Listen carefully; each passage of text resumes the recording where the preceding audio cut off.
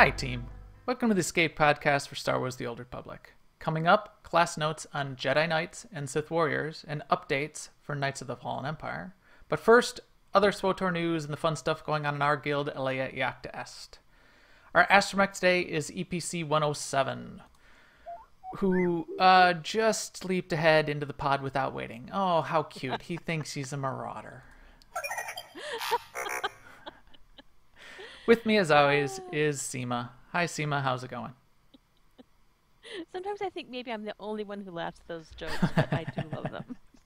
You probably are, sadly, but I can't help myself. I keep doing them.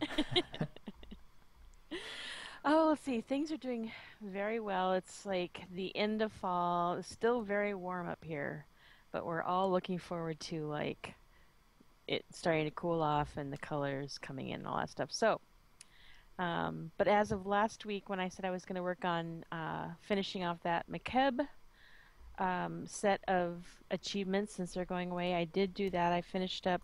I had actually started them pretty assiduously quite a while ago, like maybe when we were at level 55 still, and I would have, if you'd have asked me what I would have said that I had finished them, but I still had a couple of heroics to go on the pub site, so I cleaned those up, and because I don't know why, I just can't leave the staged weekly uncompleted, so I ended up doing the whole thing just because I can't abandon it. I don't know what that is.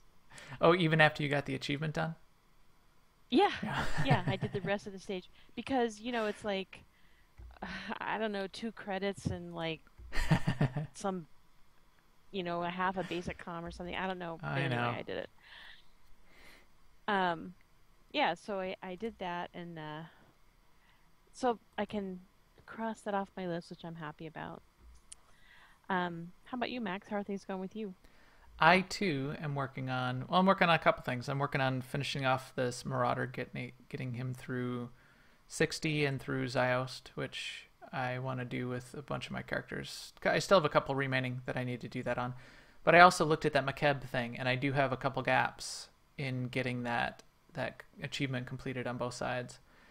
And you turned me on to making sure I look at a guide in how I do it, because I didn't realize there were 2 parts. So I have the one part where I just need to do the heroics to check off the list, but I didn't realize Mm-hmm. you need to do things in a special order to be able to be unlocking like the bonus parts for the second part. So I have more gaps there on the second part, that other half of the achievement, so I need to do that. On the making the connection part? Yeah, exactly. Yeah. I mean, that's good for everyone. Just if you want to get those achievements, you should just don't leave it to the last minute, because then you're going to have to do it on multiple characters all on a Monday night to get it all in. Yeah, and it's more than just checking off and doing each of the missions. There's the part where you need to do the missions in a certain order to be able to unlock a Right. part that of like a bonus part that makes you finish the other part of the achievement, which is weird.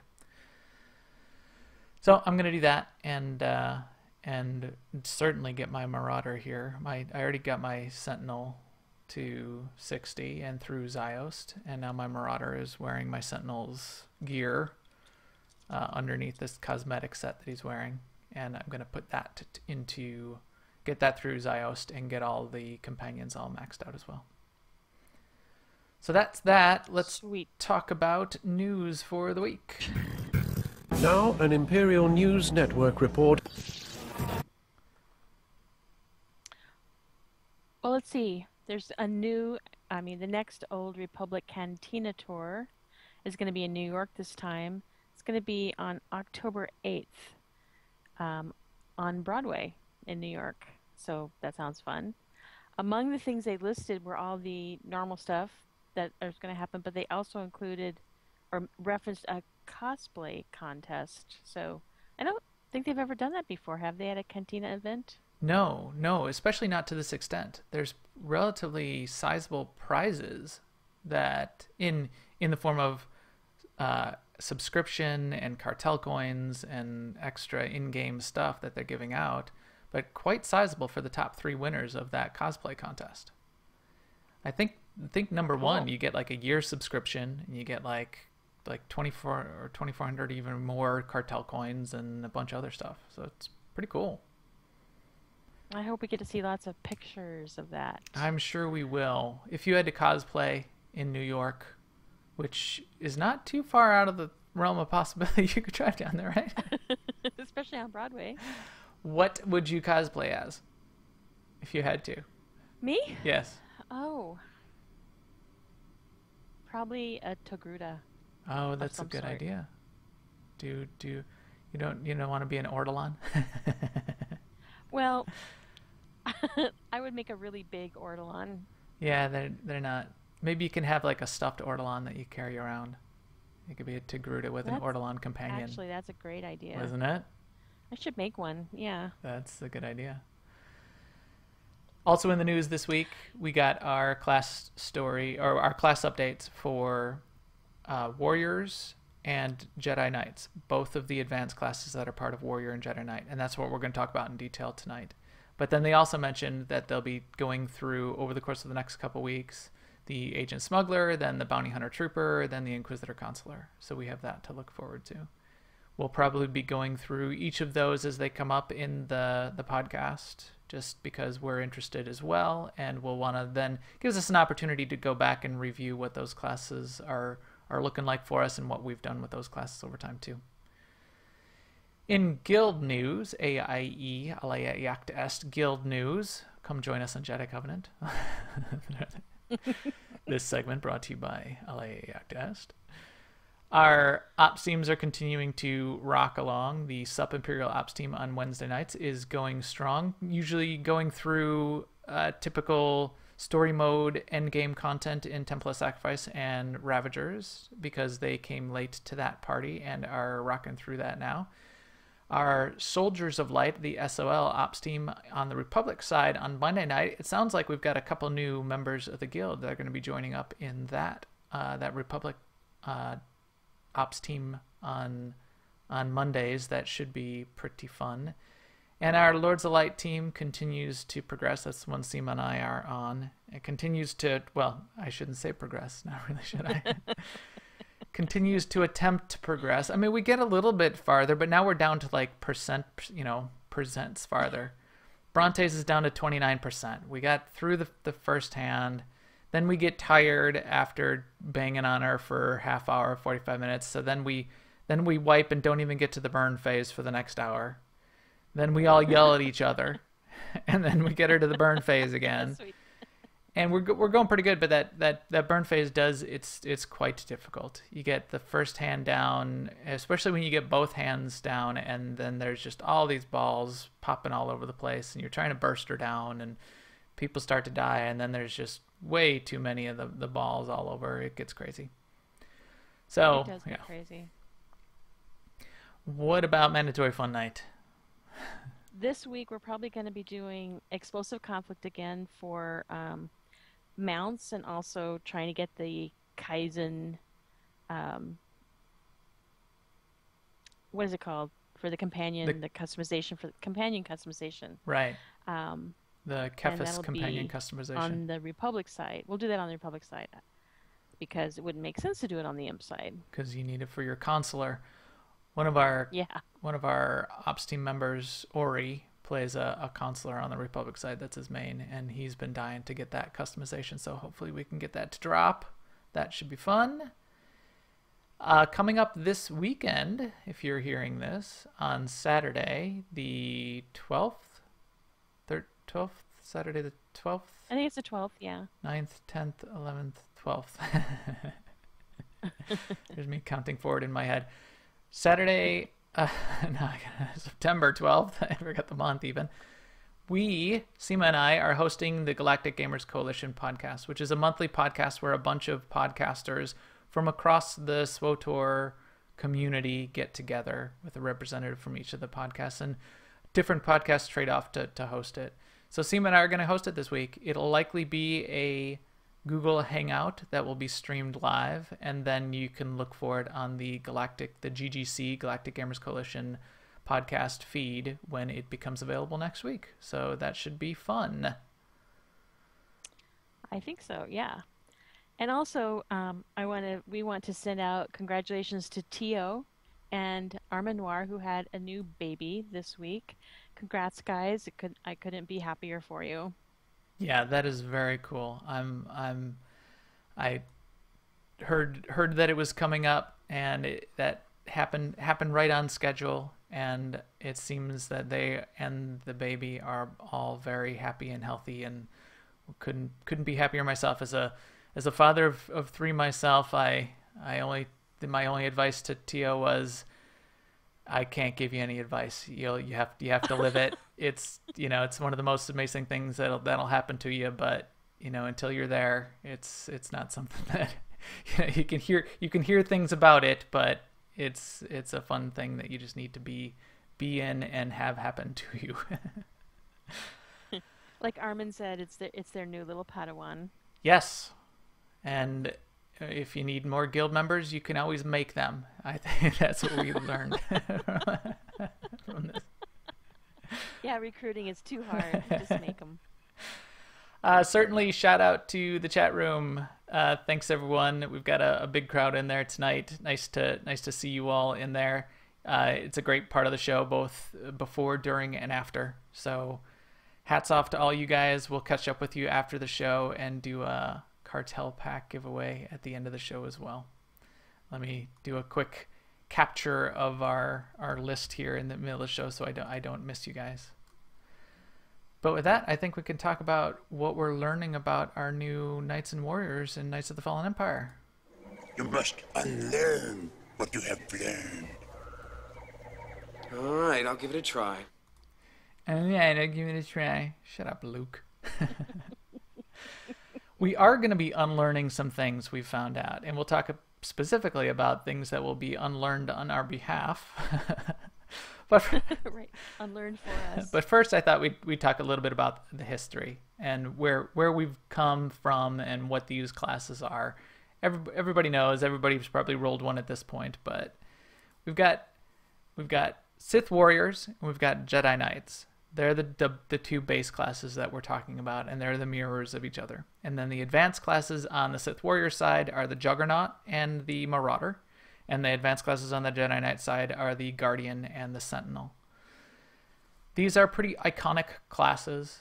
They're the lightsaber wielders, one of the two lightsaber wielder base classes on each side. They're the Jedis and the Sith. They're iconic in terms of how they've been portrayed in all of the fiction and all of the canon to this point. So they're pretty fun to sort of play through their stories and play as those classes on a, I'd say, central to a lot of the themes that run through the games and the stories. So they're also very good at DPS and tanking. If you look between the advanced classes on both sides, one can be DPS or tank, and the other one is pure DPS. So Marauders and Sentinels are interesting from that perspective, and that they're one of the two advanced classes that is only pure DPS and does not have a secondary spec that they can try out or respec into. Juggernauts and Guardians can be tanks and actually are very quite good tanks in the game. They're very focused on keeping their buffs up and have some of the best defensive cooldowns in the game. Seema, from a healer's perspective, what's your view of Guardian, Juggernaut tanks versus the other tanking classes that you have to go and heal? Well, I think they're fine. I mean, actually, all three tanking styles and types are very consistent to me in terms of healing. It's more gear in the player than the actual classes, if you ask me. Yeah, I've heard the same, and we've had our tanks in a few of our different operations teams switch off as they've just decided they wanted to go off and do a try out or get their other tank, or I've been doing Juggernaut for a while, I want to go back to Assassin. I've only tanked as power tech. I've not tanked in operations as I know I've tanked in Assassin in operations as well. So I've tanked Assassin and power tech. I have not tanked Juggernaut or Guardian. I am rolling a Guardian tank up that I think I'll have available to try out. But yeah, they're definitely good. I've seen them used to quite a bunch of quite a bit of success. On the DPS I side, will say yeah, it is convenient to have a Juggernaut or a Guardian DPS because that extra taunt sometimes does have an impact definitely on healing when they can take ads or they can pull things off or they can take a boss over for 10 seconds while we res a fallen tank. So there is that. in the same way that power techs and vanguards are useful in that way. I'd agree. Right. The downside to either juggernauts to knights or warriors DPS of either of the advanced classes is, well, I wouldn't say downside. It's only a little bit of a downside right now, and they promise to sort of fix it in the future. But that's, you are melee, so you're not ranged. You don't have ranged abilities. You need to be able to be efficient in keeping up with making sure you're staying close to your targets and you're going after what you need to chase and running out of the stuff that you need to run out of. And in a lot of the operations that we've had so far in Temple Sacrifice and Ravagers in particular, there's a lot of AoE that happens right around the boss's feet, which makes it a little more of a pain when you have to keep running in and running out and running in and running out. It can, unless you're really good, it can decrease your DPS just a little bit. So I started as a power tech, for example, and I've also played Marauder a little bit in this latest, since 3.0. And I ended up switching back to ranged classes just to make things go a little bit more smoothly, especially since I'm doing other things on the side. Usually when I'm playing, like playing around with Plug DJ or whatever, it makes it a little easier to do the ranged classes. BioWare has definitely recognized that is somewhat of a flaw in their design of how they've laid out the fights to some degree, and they've promised to be much more focused on making things equal between doing ranged DPS classes and melee DPS classes in current and future fights. In fact, when we talk about some of the changes coming up in Knights of the Fallen Empire, they did focus on some more mobility for those classes, so we can get into that too. What about the class stories, Seema? What's your experience with the class stories on both of those on both sides? Oh, well, not to overuse the word, but they're very iconic. I love the Jedi Knight story, but I really like the Trooper story too, which a lot of people felt was too predictable and too heroic and all that stuff. So, but I dig that stuff. Yes, I agree. I like the Jedi Knight story. I think the Jedi Knight story is one of the most iconic, but lore specific and story is sort of story specific, if that makes sense. In the Old Republic narrative, it does a lot to connect what happens pre-game Star Wars Knights of the Old Republic from the old KOTOR games and the canon, and not the game related canon, not the pure Star Wars canon, but the story that happened up to that point and the story that happens after. There's a bunch of connect. If you read the Revan novel, it connects directly into that. One of your companions is a direct connection to what happens in the Revan novel and some of the things that happen in there. And the way your story resolves in the game is a direct connection as well to some of the things that happens and some of the things that are going to happen in the future, and things that are still continuing to happen with Knights of the Fallen Empire. The Jedi Knight is very central to a whole bunch of that, which makes it pretty interesting. So I'd certainly recommend playing through it from that perspective. The Warrior, again, very good story. Much more focused, though, on some of the connections into that whole narrative, but then also a little bit more on the battle against the Republic and some of the things that are going on in the Republic, and setting up a little bit more of that story of reminding us that we are in a war here, Republic versus the Empire, that we get back to from time to time. So I do certainly like that one as well.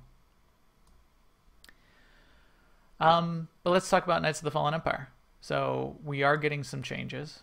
I think one of the key changes that we're going to want to just touch on in terms of the unlearning what we have learned Right. is they're doing this thing with the utility talents and the abilities in the levels in which you get them. What they're trying to avoid is they don't want to keep having to add additional utility points and additional utility talents and additional abilities. And every time they add another 5 levels, you're getting more and more and more and more abilities. They don't like that They're as a trying design to plan concept. ahead and not have ability bloat and have to like streamline in the future and take a bunch of stuff away. Right. Which is valid. That's a good plan. That's a good idea. The way they're implementing it this time around, though, is the utility talent that you got at level 60 seems like that's now going to be taken away, and you'll get it back when you hit level 65. Yeah. And then the levels at which you get utility talents for all of the levels are pushed back a few levels. So if you're leveling up a new Yeah, character, you're gonna have to and wait by- at a couple extra levels. By push back, you mean push forward. I mean, like, you'll get them later. Yes. Yeah, you get them Yeah. later in levels. So instead of level 11 for your first utility talent, you don't get it to level 17. Same thing with some of the abilities. The abilities now, those are much closer, but instead of your third ability at level 42 in your talent tree, or level 41 in your talent tree, now it's at level 42. So fine. Instead of level 57 for your fourth ability, it's level 58. So again, they're trying to stretch that out and smooth out that timeline up to level 65 and keep about the same number of abilities. You are getting a new ability in that 60 to 65 range, but you're not getting a new utility point. They are adding some new utility talents to each of the tiers. I think 1 to each of the tiers. But in order to smooth that out, I mean, I'm surprised they're doing it, but everything I can tell from what we heard in the live stream, in the notes and in the Q&A. Did they talk about it? They didn't talk about it in a stream yet, did they? No. So we need to clarify and ask it in the stream, but I'm pretty sure it looks like they're taking away that utility point at 60, and you'll get 1 less, and you'll get it back when you get to level 65. Yeah, that's pretty much what they said in the blog post. Yep. So that's that. There's a little bit of controversy over that, of course. People are a little not all that happy. I think relatively quickly we'll all be level 65 and you won't even notice or remember that happened. But it seems weird to be logging in October 20th and get a utility point taken away. Yeah, one of your abilities will just be gone. I mean, I'm assuming that the way it will work is we'll log in and they'll all be gone and you have to redo them, but Yes. I'm assuming... Right. Yeah. They'll reset your utility talents across the utility tree. Yeah. But they are giving you a new ability between... Did they say what level you're getting it between 60 and 65? Do you get it at 65 or do you get it at They said there's a new 63 or passive at 64? level 64. Passive at 64? When do you get the new active, though? The Mad Dash Blade Blitz thing? 61. Oh, level 61. Okay, so... that you both... That helps. Yeah, there we go. It's right there in the notes. You are getting a new ability for both of the Juggernauts, both the Warrior and Jedi Knight classes. Again, very much focused around trying to give you some more mobility, give you some more movement. It's called Mad Dash and Blade Blitz. Which side is which? Mad Dash, is that the Warrior, Sith Warrior? Well, I think that's the warrior side, yeah. And Blade Blitz is Because the Jedi. Just the, yeah. Because Sith Warriors are mad. Because they're angry. That's their secret. They're always angry. Yeah. So, yeah. So how That does... seems situational to me. Dash forward 20 meters. Yeah. And how does it work in general? Why don't you just describe what that looks like?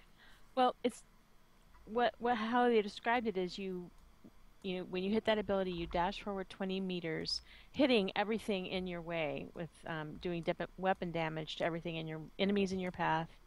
And while you're blitzing or mad dashing, your defense chance will also be increased by 100%. You can't use it if you're stunned already, or otherwise hindered. And it has a 45-second cooldown. That defense increase to 100% sounds interesting to me. I think it's going to take some practice. Just like when agents and scoundrels first got the style of rolling that they have now. A few people we had a few times where somebody rolled off the edge or something. Yeah. I think there's going to be a few knights and Jedi going over the sides of things. I think that. For a while. I think. I don't know. So I certainly get the idea of the dash. So you dash forward 20 meters. So in addition to the being able to leap around, now you've got this extra dash. You're definitely getting more mobility. You'll be able to do some damage while you do the dash. That sounds great.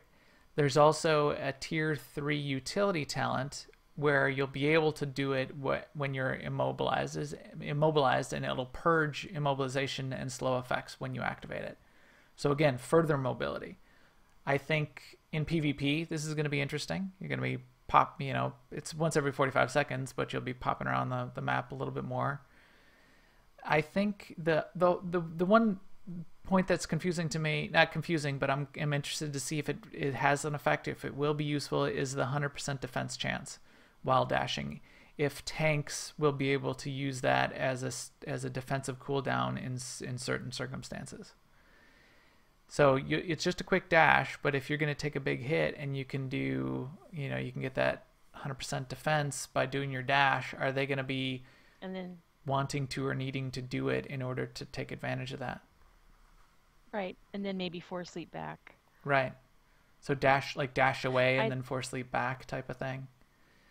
Yeah, I think it's going to be more useful for dashing away from things than dashing to things, because unless you get really good at judging what 20 meters is, you're going to be passing your target. And that's what some people have complained about in the forums, especially with PvP, is like if you mad dash towards your target and you pass them by, then not only are you out of range of them, but they're also out of line of sight because you're facing the wrong way now. True. That I see. So you'll have to learn how to make the best of it so that you can judge the distance right, and you get it worked out so that you turn immediately and all that stuff. True. I didn't think about that in PvP. In my head, just randomly envisioned mad dashing to a target, but you're not. You're mad dashing 20 meters. You're right. Yeah. So that's interesting. So fun little ability. It will add mobility. It will take some learning, as I think you're absolutely right, Seema. It will take some learning to be able to use it effectively and to its best advantage. And I think it does. I think it'll be awesome for running back from wipes. But I foresee some people. I just foresee people in lava, people running into walls, people going into holes. That's right. Sten always wins the race back from the wipe contest, because he has the most opportunity to be doing the dashes on his operative, so He'll have a little bit more challenge from the Marauders. And I don't mind the name of it, Mad Dash or Blade Blitz, but some people have complained about Mad Dash. I like it though, but it's kind of humorous. But I can understand if you didn't want your Sith Lord to be kind of humorous. Gonna do a mad dash to my target. It has a kind of Wile E. Coyote kind of feel, the word mad dash. Well, hopefully they can have a commensurate Wile E. Coyote style animation when it happens, like your feet move really fast. Right, and you hang. Yeah. If you do go off an edge, you hang for an extra 3 seconds and mug to the camera and then drop straight down. Yeah. That would be awesome. Right. Yes, it would. One other change up in that category was Master Strike has been renamed to Blade Dance on the Jedi Knight. This Yes, it has. is a little has some controversy associated with it too. Yes. They did it just because they like the idea of the strike abilities being a category of abilities on the Jedi Knight, and then they have utility talents that affect all of the strike abilities, and there isn't confusion that's saying, well, they affect all of the strikes except Master Strike. So they said, okay, let's name it something else. So, Master Strike was a good name, but let's not confuse it with the other strikes. So let's take the strike part away. But then they called it Blade Dance, and a lot of people don't like Blade Dance. It's not terrible. There's the whole I forgot to write it down. There was a really good the part that made me laugh the most in the Reddit post, which criticized this particular ability rename, was something like, "Oh great, now every Jedi Knight is Arya Stark. Thanks, Obama." Right. I don't know how I put all of those things together, but that was a perfect summary of the angst associated with naming it Blade Dance. But I understand the angst, because even though Blade Dance has a sort of historic feel can have a sort of historic and epic feel in the fantasy setting, like a blade dancing warrior or whatever, but in the sci-fi setting of Star Wars, I think it's a slightly different audience, and they just catch on to the dance part and they don't like it. Right, exactly. So okay, I get that. I don't think it's the greatest name for the ability either, but I also really don't care all that much what that ability is named. I don't yell out my ability names on a regular basis when I'm doing them. So maybe I'll have to write it down a couple times if I describe what I'm doing, but I'm not too bent over it.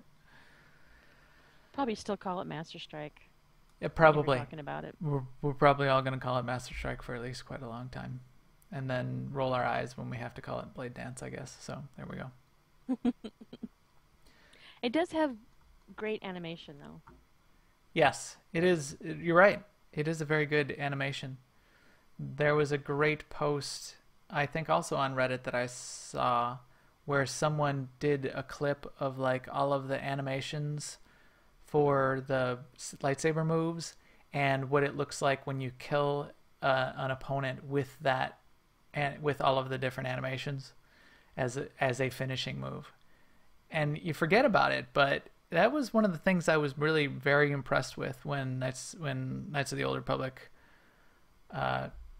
came out, was all of the animations are very fluid, and it looks like you're fighting with a lightsaber. And it looks like you're fighting your target with a lightsaber. It's not like you're just waving a lightsaber around and the target's just, reacting in a way that's not synced up, and you're not just like, randomly just waving the lightsaber. I really like how the abilities are animated, so I think that is pretty cool. There are additional passives that are added to each of the specs in Marauder Sentinel and Juggernaut Guardian that will add to the efficiency and tune up the various specs that you get as well. In addition to those passive skills that are added that tune up the specs, there are additional, as we mentioned, utilities that are added to each tier of utilities. So even though we're not getting any more points up to 65 for our utility points, they are adding one new utility to each of the tiers 1, 2, and 3 that we can choose from. So let's first touch on real quick the passive skills. It looked to me like they were each designed to enhance what that particular spec for Marauder Sentinel or Juggernaut Guardian was focused on. So the passive skill for Annihilation Watchman was really focused on making the burns, increasing your dot damage basically, Making them bleed and making them burn. making them 10% more bleed and burn damage. Bleen. Fury concentration gets more bursty damage with your smash and force sweep. 15% more crit damage. So again, just a little bit, but you're tuning up that from a new passive skill. And Carnage Combat is getting a boost to your blade dance, basically, which is where you're getting a lot of the damage out of that spec. Your Ravage blade dance. The utility, the talents that are added to tier 1, 2, 3 for Marauder Sentinel. Tier 1, you're getting the Saber Ward, gets you a little more immunity to stuns and incapacitating effects. Tier 2, you're getting, I didn't even look at that one. What are you getting? Instantly granting rage Yeah. with Bloodthirst Inspiration. Yeah, okay. Tier 3, though, I think is going to be the most interesting one, and this one is shared across the two, Juggernaut Guardian and Marauder Sentinel, which adds a bonus to your Mad Dash Blade Blitz, which allows it to be used when immobilized and for it to purge immobilization and slow effects when activated. The base ability, when you get it in your class, is not allowed to be used when you're rooted, basically. So adding that talent will allow you to use it while rooted. In PvP, that will be a must-have. Everyone will take that in PvP. I can see that. Yeah. In PvE, it probably won't be as important, if important at all. Situational. Juggernaut Guardian, they get a couple new passives as well. They get, again, in the defense, the tanking, you're getting additional stacking increase to defense chance as a passive skill. So again, your tanky spec gets more tanky, and I imagine we're going to see these kinds of benefits to all of the classes as they add the new passive skills as you go up the tree. Vengeance Vigilance gets Burn Master. Sounds like a infomercial. Yeah. Get the new Burn Master. There's Now, more. how much would you pay? So you'll to go with your Thigh Master, you get Burn Master, and it will increase the damage you deal with your bleeds and burns. And Rage Focus spec gets a again a more burstiness to your. No, you actually get a damage reduction off of your smash and force sweep, which is okay. That's again situational and can be useful in certain scenarios. It can certainly help in progression content. I do notice those talents being taken to just take some of the pressure off of healing when you need to use that in certain situations. A couple of the tier 1, 2 talents that don't match up with the other ones in the Marauder Sentinel are tier 1, you get the Focused Freedom, which gives you more removement of movement impairing effects. So that sort of mirrors what you get from Marauder Sentinel. And then in tier 2, you get Warbringer Ardent Advocate, and that's Force Charge Leap enables your next Vicious Throw Dispatch to be used on a target with any health level for 15 seconds after activation. Oh, So that could come in handy definitely for questing and possibly for PvP. Possibly. It could add a little bit more burstiness to you being able to throw in an extra vicious throw in the middle of an early rotation on a target. Get them down to lower levels a little more quickly.